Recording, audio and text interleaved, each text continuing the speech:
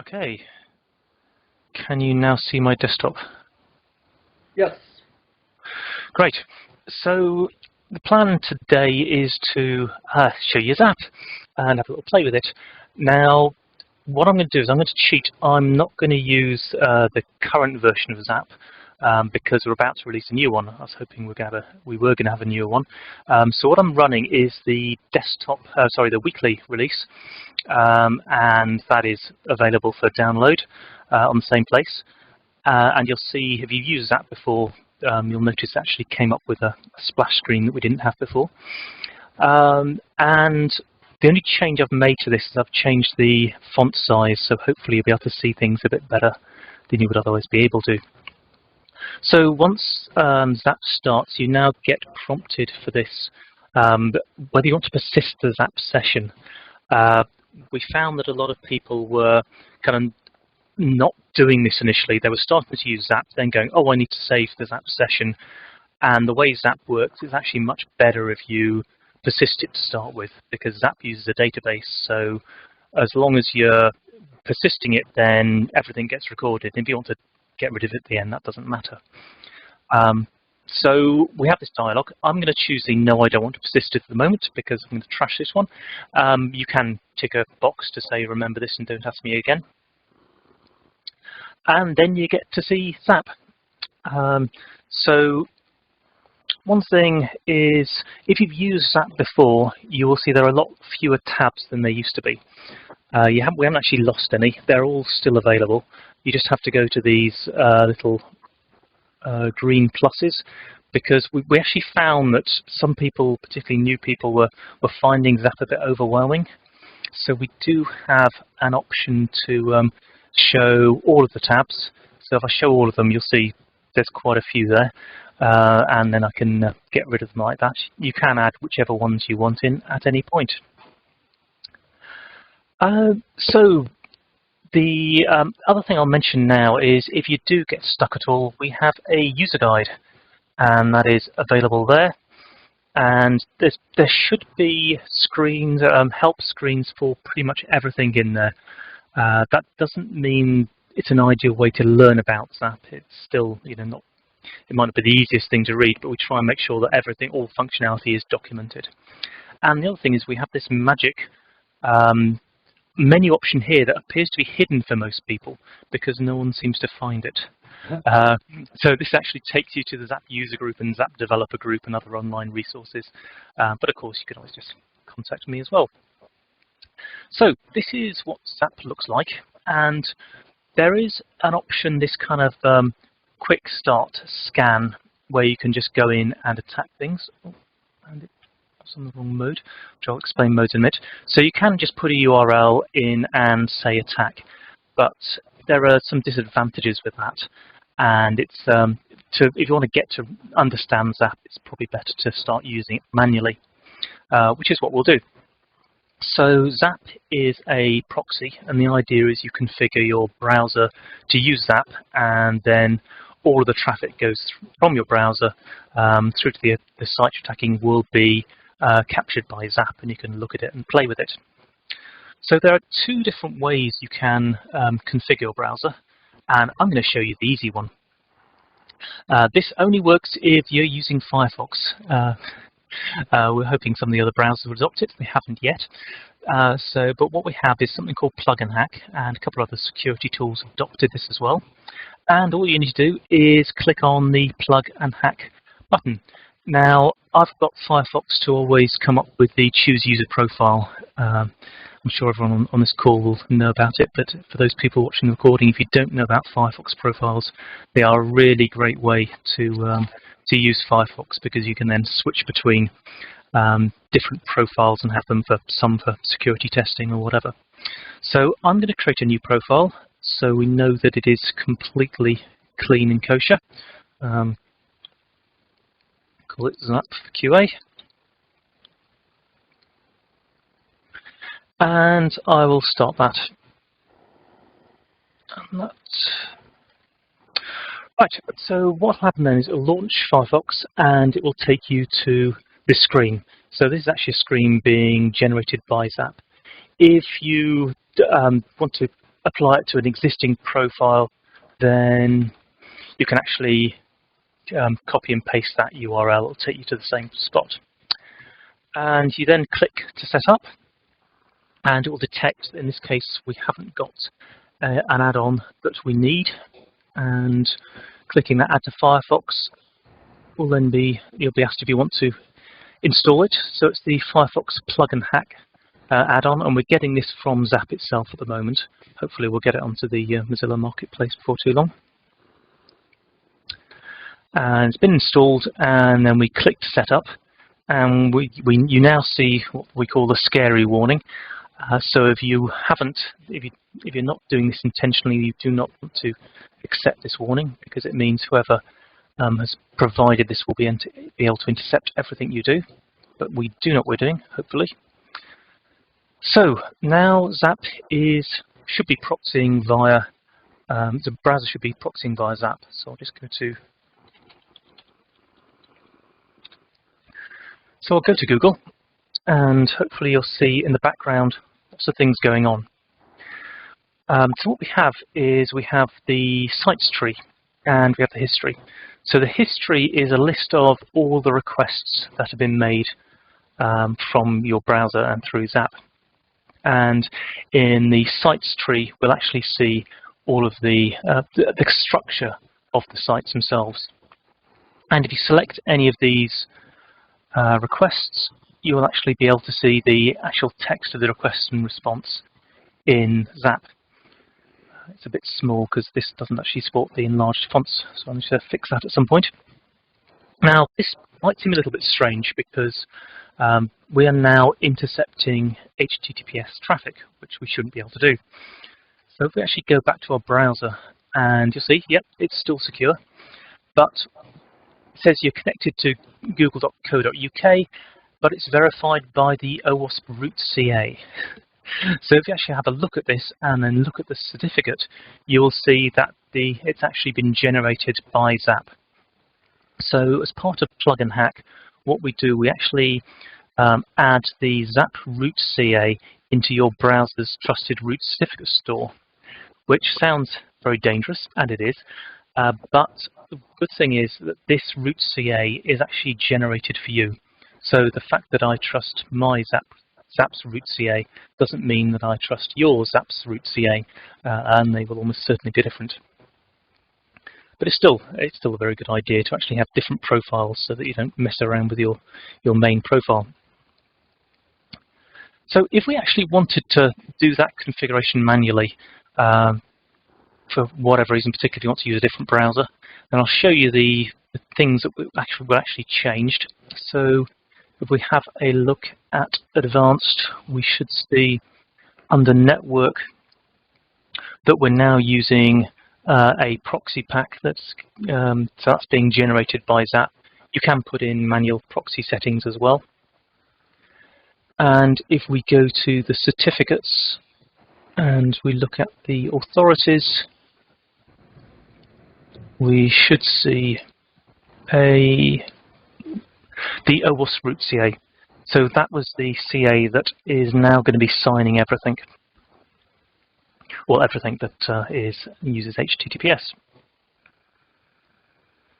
Now, the other fun thing with Plug and Hack is you have some configuration of you can do some playing around within the browser.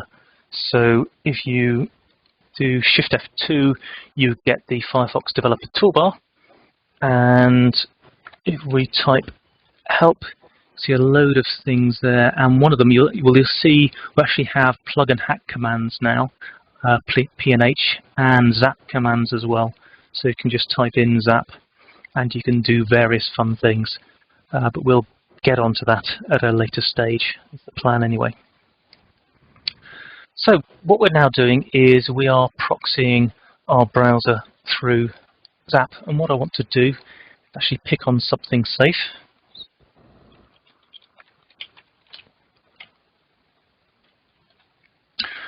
So the application I usually play around with is an application called the Budget Store, which I think I mentioned last time. It's a very simple, vulnerable web application. What I'm going to do is just click around and do various things. And what you'll see, if you go back to Zap now, then all of the requests that have come from your browser have gone through Zap. And again, if you click on any of them, you'll see the request there and the response as well. And you'll also see, if I find the right place, we'll find the budget store, and it's in a tree structure. And this is actually quite important for Zap, because this is Zap's representation of the application. In some cases, you'll see something like the search there. So what that's saying is it was a GET request on search.jsp, and there was one parameter, and the parameter name was Q. So it doesn't matter how many different searches you do. So if I go back and do another search, we won't actually get any new entries in the sites tree. You will see them. You'll see all of the requests down here in the history tree, history list, but you won't see them within the sites tree, because Zap thinks that, or Zap's understanding of the application is that the parameter values don't actually matter, which is often the case, but not always. So that's something we can talk about later. So one of the important things with Zap is there's lots of different things you can do, and we try not to overwhelm people who are new to it, which means a lot of the things that you can do are kind of hidden behind right-click options. So the important thing is right-click everywhere. So you'll see if I right-click here, there's a whole load of things I can do, including attacking, changing contexts and things like that. So lots of things there. Again, in the history list, if you right-click, there'll be loads of different things you can do. And actually in the request, if you request and response, if you do things like highlight a field, you'll see you actually get different options. So we can do things like encode, decode hash on the value, open URL and browser, whatever. So there's lots of different things depending, which are pretty much all context specific as well. Simon, can you quickly talk about the modes? The picture yeah. left, you were going to come back to that. Yeah, sure. So the idea with modes is that we have a set of different modes. Safe mode. This is the boring one as far as I'm concerned. If you remember when I right-clicked before, there were loads of different things you could do, particularly in the attack menu. You'll now see that these are all disabled. Oh, I see. So safe mode means that Zap won't do anything bad. So for penetration testing, it's not particularly interesting, but one thing you'll find is that, say if you actually want to have a look at what's going on with a production site, and you want to see the requests and responses, just to make sure that you don't do anything that you shouldn't do, you might put Zap in safe mode. Then you can see what's going on, you can have a look at everything, and you're sure that you won't mess anything up. We have, I'll then jump to standard mode. Standard mode means you can do anything anywhere. So maybe that should be called unsafe mode. The reason we start in standard mode by default is we're afraid that people will find they can't do anything if that's not the default, and then get annoyed and go away and use something else. So you may well want to change out of standard mode. The more interesting one is protected mode. If I go to protected mode, I'll right-click and you'll see I won't be able to, can't attack anything at all. But what we have is, in Zap, we have this concept of contexts. And you actually see all of the contexts listed up here at the top of the tree. And there are actually options here now for adding, importing contexts. So what you can do is you can actually add things to a context. And contexts can mean whatever you want them to mean, really, but you would often use them to represent an application.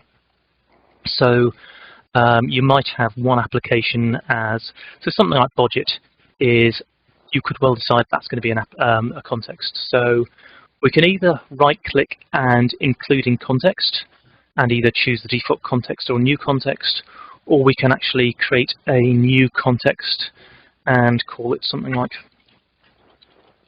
budget, and we can go in and select the top node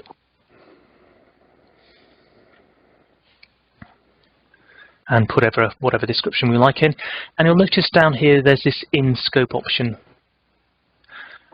So what I've done now is I've created a context, and one thing you'll see is that context has a target on it, and I can actually, via right-click options, include things in context or not. And budget is in scope, and that means the budget, all of the URLs have target icons on. So now if I go to pick something like on the Google APIs, and you'll see all of the attack options are disabled. But if I go to any of the budget ones, we will hopefully see that the attack options are enabled. So protected mode means that you can attack anything that's in scope. So the protected mode is probably a good one to use most of the time. There is another attack mode, which I'll come to in a bit, but at the moment we'll stick with protected mode because that's kind of a useful one to play around with. So that's the modes. Is everyone okay with that? Yep. Yep. Great. So the one thing you'll see is there are lots of little flags all over the place, and they appear both in the history list and in the sites tree as well. And those are alerts. And we've actually got a separate tab here for alerts, so we can see them different ways. So alerts are vulnerabilities or potential vulnerabilities. So you can see very quickly that these URLs potentially have problems with them, and we can right-click and we can show the alerts for this node, and it will show that list. Or we can go to the alerts tree and actually have a look at a particular one. So we go to cookie set without secure flag. We can have a look there, and you'll see if we've got particularly large responses, you'll get this message. If you want to see the response, you can just go and select the text option there. But what happens is whenever you select an alert, you'll get a whole lot of details about the potential problem here. And if you double click on this entry, then you actually see more information. And you will also, wherever we actually can see if one of the fields here is evidence, and wherever there is an evidence field, then we can actually highlight the relevant string in the request or response. So you can see, and you can see that the cookie does indeed seem to be set without the secure flag on it. Now, whether that's a real problem or not for your application, it's for you to decide. So, and one thing you can do is, if you decide that that is not such a good one here, but you can see you can actually change it. So you can say, right, this is actually a confirmed problem, or you can say it's false positive. So you can change, or you can actually change the, so you can change it to high, medium, low, whatever you like. And you can do the same with the risk as well, so you can change the risk level. So all of these things, basically ZAP puts in what we think are sensible defaults, but you can go and change them to be whatever you like. I assume this probably the answer is yes, because there's so many options. But that you could actually craft your own policies about what you consider, like for example, like the example of secure or HTTP only for a cookie, you could be aware that your site should never ever do that, and then you could, can you flag, like change the flag from being low to being high, or from being low to high, like. We do have different policies. Now, at the moment, you can't change the default levels of the alerts across a policy, and that's definitely something that we need to do. So that is on the list because, yeah, it would be very useful. The one thing you can do is you can change which of these, which of the rules actually get run. So what I'll show you actually is this gear icon here will take you to the global options. Quite a few of the different tabs also have, not that one, do we have any? These ones don't. Oh yeah, so the search bar has an options field, and that will just take you to the options for that particular tab, but this will take you to the global one.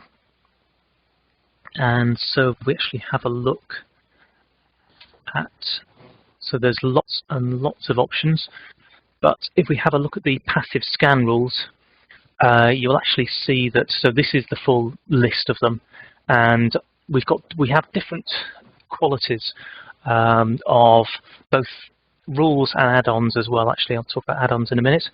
And you can see which ones, so I've got release and beta quality ones, and you can see what all of them are, and we've got the different thresholds as well, so you can actually change the threshold. There's some you don't want, you can actually change the threshold to off. And the thresholds for some of them actually you can change with whether they're kind of low, medium, or high as to how likely they are to be reported. Right. Now, talking about add-ons, we have this button at the top called Manage Add-ons, and that will actually take you to, that will show you all of the add-ons that are available. And what it will, there's also a marketplace, but I can't actually show you the marketplace at the moment because I'm on the weekly release, and that won't actually work properly. So it won't show you any marketplace add-ons. But if you're using the standard version of ZAP, you can actually check for updates, and then you'll find a load of extra add-ons that you can install and play around with. Is that because of like app compatibility, or is that this is in the nightly release or weekly release? Exactly. So we were hoping to get 2.4.0 out by now, and we haven't quite managed it. But there have been some changes which mean the add-ons aren't compatible. So if you're building ZAP from source code, you can actually regenerate the add-ons, and they will work fine. And some of them would work anyway, but we took the decision just to make it be safer to not allow any of the old add-ons to run, so they have to be regenerated. And as soon as we've got 2.4.0 available, then we will update all of the ones in the marketplace so that you'll be able to download them and play around with them. So, go back to the history tab. So the history tab shows you lots of information. So it shows you when you made the request, the method, the URL, code, translated reason. That's the time there in milliseconds or however long it takes. Body size. Now the one thing you can do is you can actually move pretty much all of the ZAP tables. You can reorder these if you want. And there's a little icon above the scroll bar which shows all of the different columns, so you can decide, right, I don't want to see a particular column. Choose whether you want to horizontal scroll, pack all columns. So there's lots of little options there. And one of the things we have is tags. Now tags, is a bit bigger. Tags are just kind of useful notes which get added automatically. And you can see that we're tagging things like uploads, scripts, anti-CSRF tokens. And one of the things we've got is, first we've got various options on the history toolbar. One of which is the showing only URLs in scope. So you can see we're getting a whole load of things like requests from the browser for version checking. So if I check that option, then you will only see the requests for your target application. And one of the other things we can do is we can filter things. So the history filter allows us to play around with a whole load of different things. So we can say, right, I only want to see post requests. I'll turn that off just so you can see. We can see all the post requests, or we might want to see all of the things with anti-CSRF tokens instead. So you can see all of the requests that were made that had responses that had anti-CSRF tokens on. So this allows you to, and you can have regular expressions to include, exclude, those kind of things. So there's a lot of very useful things there if you want to find particular things. And if there's something you're playing around with, and you think, okay, well, this looks interesting, I want to come back to it later. Say on the contact, we have a note field, so you can put things in there. And what you'll see now is there's a little note icon down here, and one of the filter things was actually notes, so you can actually say, right, I only want to see the requests that have notes on, and then you can go in and play around with those. So what we have now is we can see all of the requests, we can see the responses, we can actually see what's going on. And what we're getting is we're seeing the vulnerabilities, but these are the vulnerabilities that are being found by passive scanning. So ZAP has different types of scans, or different types of rules. The passive ones are where we actually just look at the request and response. So we don't do anything nasty. It's completely legal, and that's why you'll see you're actually getting potential alerts, potential problems on things that are outside of scope, because we're not actually doing anything to them, we're just looking at them. But that means we're kind of restricted in the types of things. There's only certain types of vulnerabilities that we found. There's a lot more interesting things that we can play around with. But one of the things you will want to do is actually make changes and actually use ZAP as an intercepting proxy. So if we go back to the budget store, let's have a look at, if we go and add a product to a basket, so you'll see a bunch of quantity, and being good QA people, we want to put, we'll find out maybe try and type loads of numbers in there. You can't, and we'll use these little plus things, and you find you can only go up to 12, which is a little bit frustrating. So I'll add that to the basket. But that's kind of a bit annoying. So what you can do is you can use ZAP as an intercepting proxy, and that's this icon here. So the we describe them as breakpoints. I'm trying to make it a bit similar to breaking in an IDE. And the default option now is you can set brakes on all requests and responses.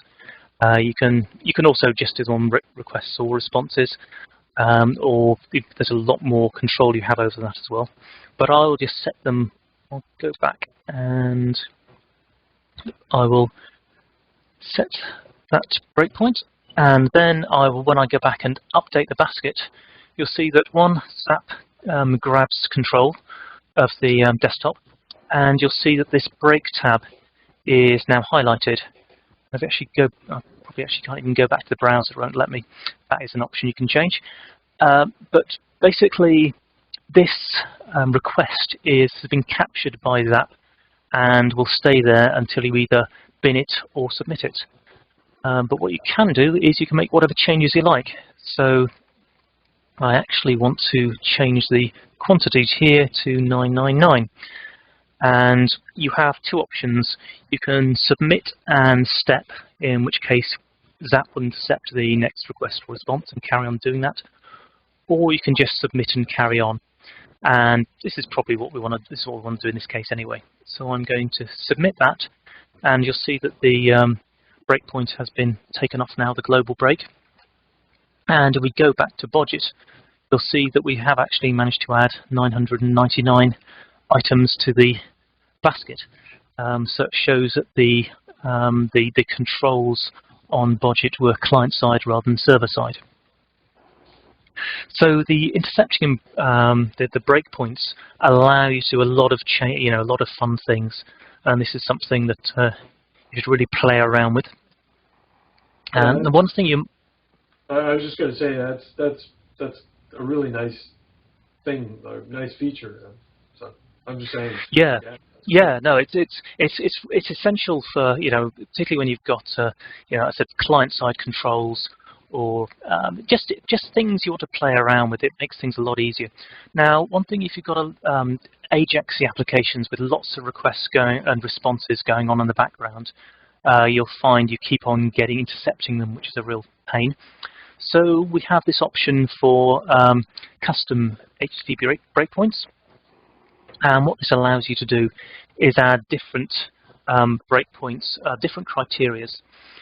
So we could say that the URL controls contains. What we're going to have so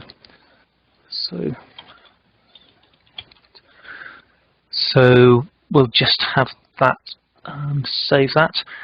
And the one thing you'll find out is what we try and do is whenever, so most tabs are hidden, but whenever something gets changed on them, then they'll actually appear, and you can get rid of them with this little cross there, and you can also pin them as well, which means they won't go away.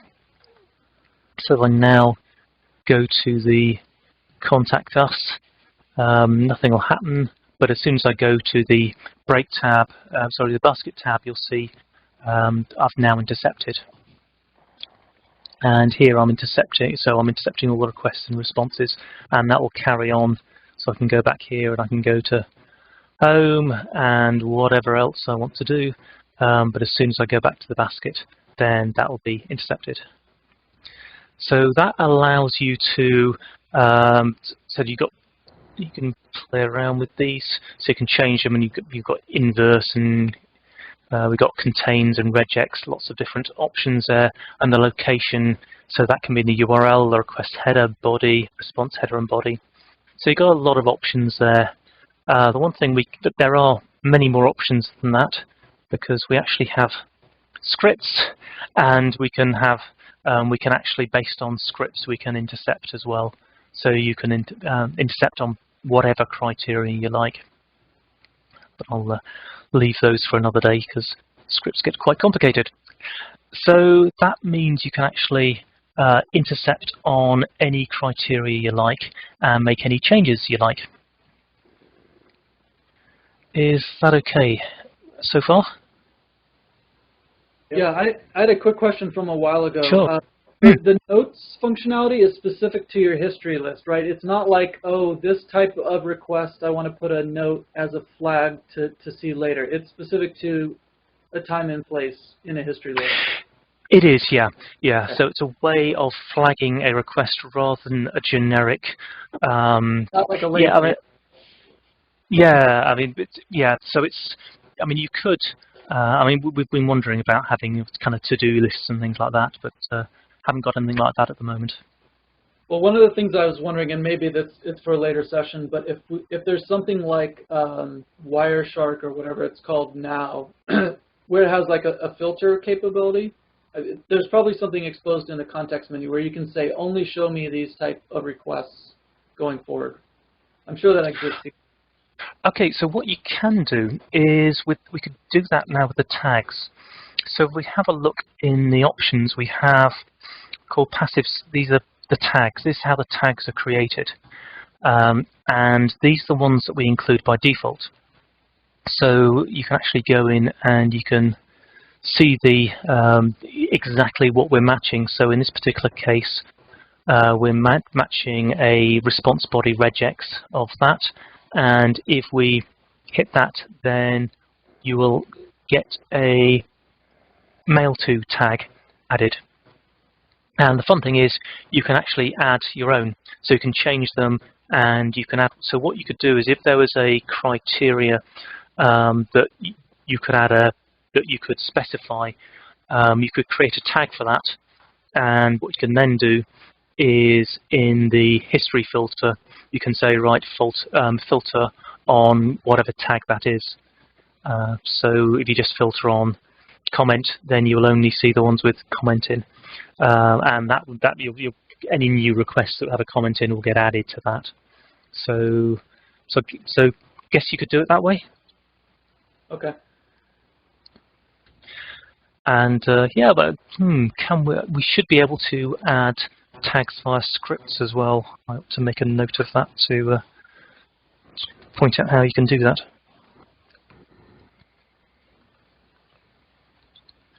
That would be a very useful little thing to add.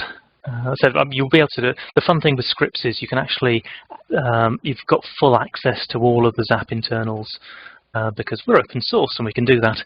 But the documentation, as with all things, is never as good as it could be. So I could do with documenting that. So, so what you can do is you can now proxy your browser via ZAP and explore your application. Now, before I get to the active scanning, I think it's worth talking a bit more about exploring the application. So the effectiveness of the scanning is directly proportional to how effective you explore your application. So the best way is probably to do it manually, or at least to start doing it manually with a browser. And one of the reasons for that is you can, so something like if we have we'll go back to, let me,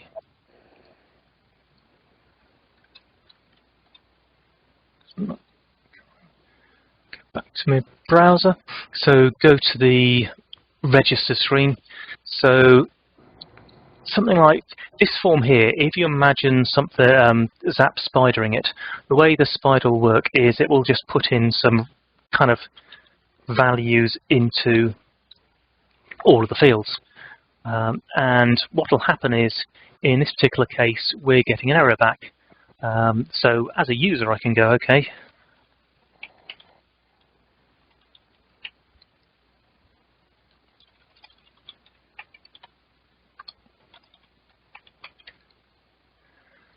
and I can now see that, yeah, I need to have it's got to be longer than 3 characters, I must supply a valid email address, all these kind of things. Now, as a user, I can react to those and change my input, whereas a ZAP spider, like any crawler, won't be able to react to those things. So that's one of the reasons why manual exploration is good. However, using the spiders is also a good idea. One, if you don't want somebody there actually exploring, having to sit there, so you want to automate things. We can use, I'd recommend using regression tests, a more effective way than using the spider, but I still recommend using the spider in any case. So if we go back to ZAP, what we have is, I said, we've got loads of different options on the right click, and one of the things is attack. So one of the options here is the spider, and what you'll see is we've got a starting point and some very simple options. Now it knows it's in a context. You'll see there are options for things like user, which I can't enable because I haven't defined any authentication and users yet. And there's also an option for advanced options, which we won't go into yet. But if I just start that off, what you'll see is that, you might have seen briefly down here, there's the spider icon will have changed to a 1, and ZAP spidered the site, showing all of and it kind of shows you your progress down here and shows the progress along there.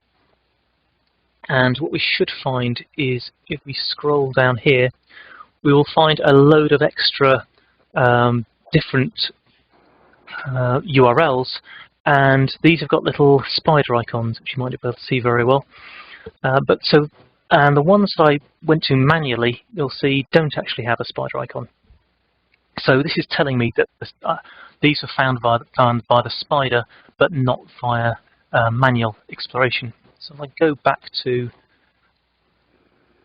the browser, and if I carry on going to different URLs,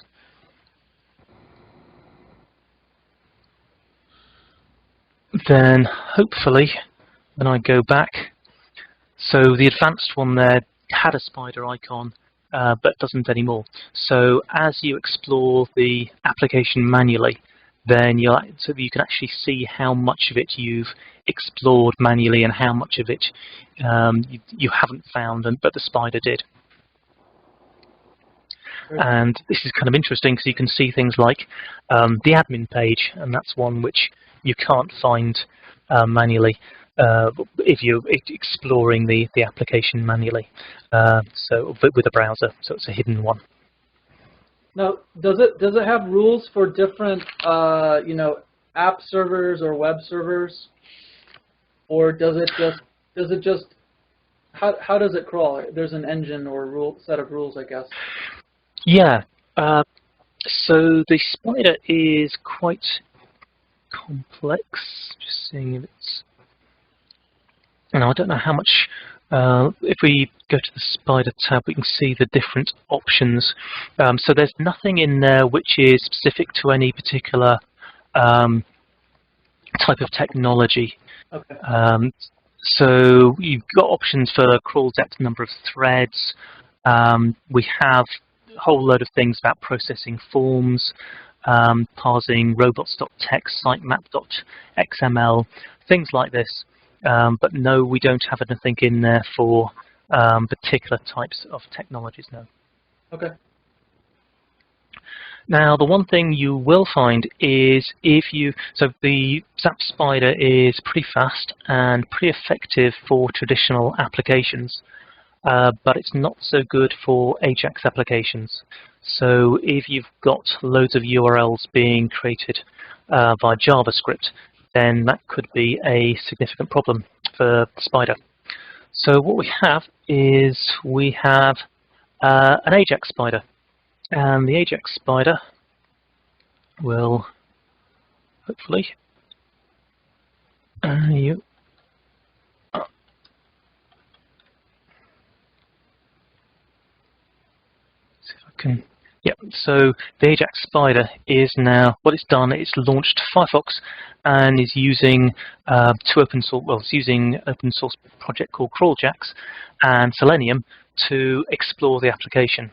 So this means that we're not looking for URLs in the HTML response. We're actually going through and clicking on things. So this is quite a bit slower than the traditional Spider. It's obviously much more effective for AJAX applications. So if you need to automate the spidering of an AJAX application, then we have the AJAX Spider. And I will stop that because it will take quite a while. And it probably won't have found any other URLs, but you actually find it has it gives you a red spider icon in the history tree if it finds anything, rather than the black one. So that is that kind of explains how to spider things. Now I will go to the AJAX Spider options because there's loads of different things. We have a whole load. You have the option to click on default elements, but then you can actually you got a huge range of other ones you can actually add elements. So if you find an application that is doing something a little bit out of the ordinary, you can actually go in and change that to even more effective. And the one thing we have is so the AJAX Spider and a couple of the other add-ons actually use a Selenium add-on. So the Selenium add-on allows you to configure things like your Chrome driver, an IE driver, and where the Phantom.js binary is. So you can, Firefox is an easy one for us to find if you've got it installed. But if you want to use Chrome and IE and Phantom.js, then you have the option to configure those as well.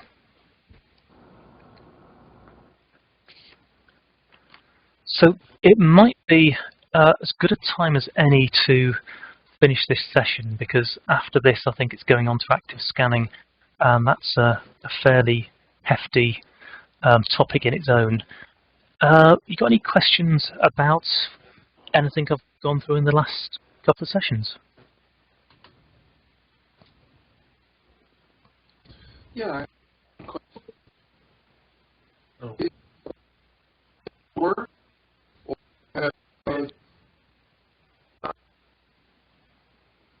You're breaking up. oops. Yeah, VoIPing really badly.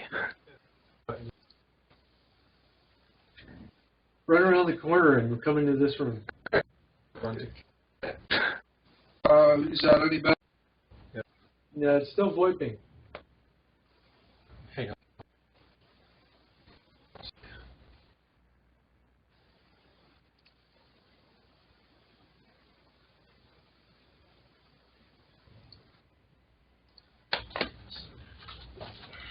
think you're back now. That might be all right. better. Can you hear us okay? Yeah, I can hear you now. Ah, okay, that's better. I was going to come over and join you, John. Going to ask Simon, is this the work of exclusively your team, or do you have contributors from outside of Mozilla? There's loads of contributors. I'm now claiming that ZAP is the most active open source web application security tool in the world. So we have something like, I think, according to Open Hub, we've had 80 code contributors since we started, about 40 active ones, and we've got I think it's over 120 translators, over 50 ZAP evangelists. So in total, there's well over 200 people who've contributed to ZAP, and there's a few of us in Mozilla who've contributed, but the vast majority are outside Mozilla. Uh-huh. And how long has ZAP been in existence? It's been going since 2010, so it was it was actually a fork of a project called Paros Proxy, which had been going for a while before then, but then got abandoned by its creators who took it closed source. Uh-huh. All right. Well, over 200 contributors in 5 years is nothing to sneeze at, certainly. No, it's great, and we've taken part in Google's Summer of Code quite a few years, and some of the massive changes in ZAP have been implemented by students. So something like the ZAP Spider was completely rewritten from scratch by Google Summer of Code student. The Ajax Spider was written by one. WebSocket support, which I'll show another time, that was written by Google Summer of Code student. So a lot of students get involved. Very happy to mentor any student who wants to work on ZAP. We've added some great features, but we have some of the scan rules, the active scan rules, are being written by. We've got a couple of pen testers who write most of those now. Yeah, loads of people are involved. It's great. It's a fun project to be involved in. And the ZAP developer group has got something like 400 people on it. So it's if you're interested in playing around with ZAP, then join that, and there's always people answer questions, and we actually use the the WebSec tools, Mozilla IRC. Some of the always on there, UK office hours and etc. A few other ZAP contributors are on there, so it's a good place to catch us. Excellent. Excellent. I think this is probably a good place to break. Okay. Unless anybody else has got questions for? I think I'm good.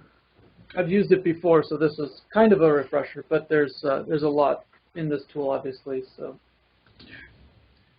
Right. Well, next week I think it's the active scanner has got to be the next one to play around with. So we'll have a look at that, and yeah, that might give us enough to go through, but I'll plan some other things as well. One thing I'll try and do is introduce the API as we go through, because the API, we've got a REST-based API, which is very powerful, but it's not particularly well documented. It's kind of self-documenting. So what I'll try and do is explain the API as we go through the features. So I'll show you how to use the API with the spider and the active scanner, and hopefully it'll make a little bit more sense if I explain it in conjunction with. If you understand the UI, then the API might make more sense, because the API is actually generated and it's all based on the code. So the individual components of ZAP define their own API. So there's the interfaces we expose, the functionality we expose via the API is usually very similar to what you can do via the UI. Cool. That sounds like a good session. Well, if there's no more questions, thank you very much. And get the sort out the recordings, get them public, and I'll see you next time. Yeah, I'll get the recording to you as soon as possible. So thanks again, Simon. Oh, thank you.